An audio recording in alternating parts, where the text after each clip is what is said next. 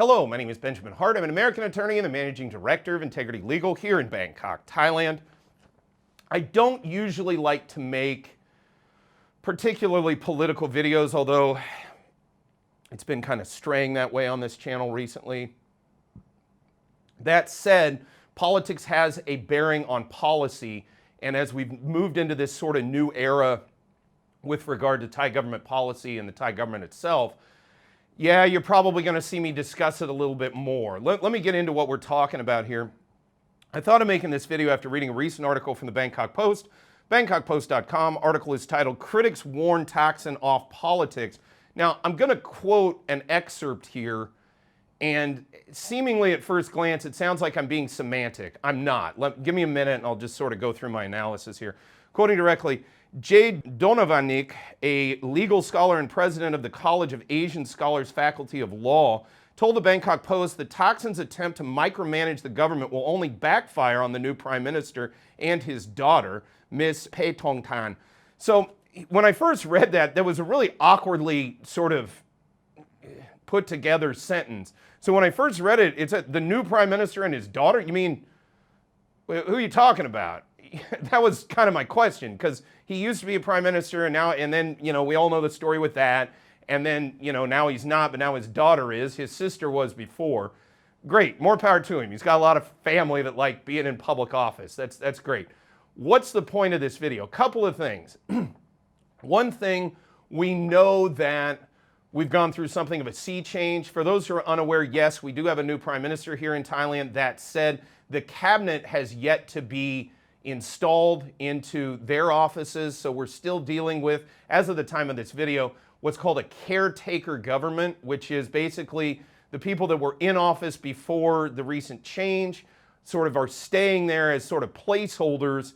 They don't have as much latitude with regard to making policy or setting new policy, but again, caretaker is a pretty good name for what they are. They're there to just sort of act as a steward, if you will, for the office until the next person comes in.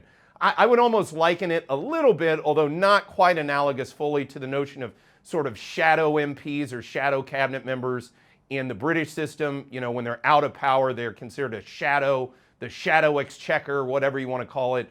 Well, these guys are caretakers. When one government basically goes down for whatever reason, they sort of hold down the fort, waiting for the next one. So we're still sitting here at the beginning of this week, at the time of this video, waiting to see what the new cabinet is going to look like. So that remains to be seen.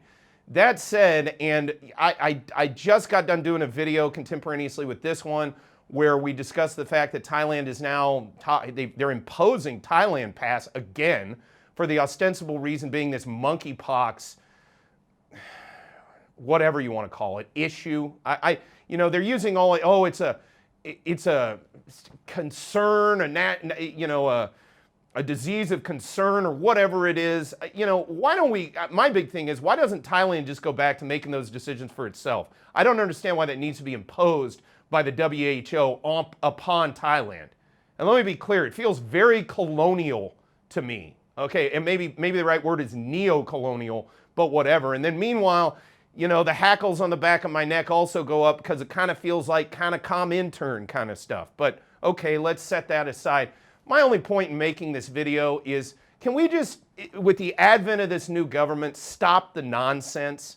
I'm tired of the pageantry. These people that work for the people of Thailand, can you just get in there and start working instead of running around having this prom or whatever it is where we've got to see you all run around like some kind of celebrities? You're not celebrities. You're public servants. Do your job, please. The economy has struggled mightily the past roughly 4 years. Now there's talk that we're in some kind of new problem that requires all of this extra modern monetary theory type government spending, but that also imposes totalitarian tokens on all of us, where all of our financial transactions are going to be tracked and traced. Again, ostensibly for a financial or economic situation that really doesn't exist under, we've done the videos already. Consumer spending was up nearly 7% in the first quarter of the year. GDP is not lagging the way that they say it is. Now, meanwhile, yes, the export sector is having some problems. Well, let's deal with the export sector. The other problem is, again, this Thailand pass can be a real issue going into the high season. And hysteria and all of this, quite honestly, absurdist gameplay in the public sphere. And I'm not just blaming Thailand here, because in the last rodeo of this, I felt like the government here was acting in good faith. Now, once bitten, twice shy. If, this next time around, I don't think I'm going to feel so great about that if they use the exact same playbook as before. Meanwhile, for something that really didn't seem to warrant it, as we've discussed in many other videos, at the end of the day, COVID, which had a 99.8 survival rate, did that warrant the shutdown of the entire world economy? Basically the decimation of Thailand's tourism sector. And now we're talking about imposing the same type of restrictions upon something that looks to be a reaction to the initial hysteria to begin with. It's like a byproduct of that hysteria in a way. And now we're going to be imposing it on people trying to travel into Thailand. Is that a very good idea? Long story short, it's time for some serious people in the Thai government to act seriously and do what is in the best interest of this country.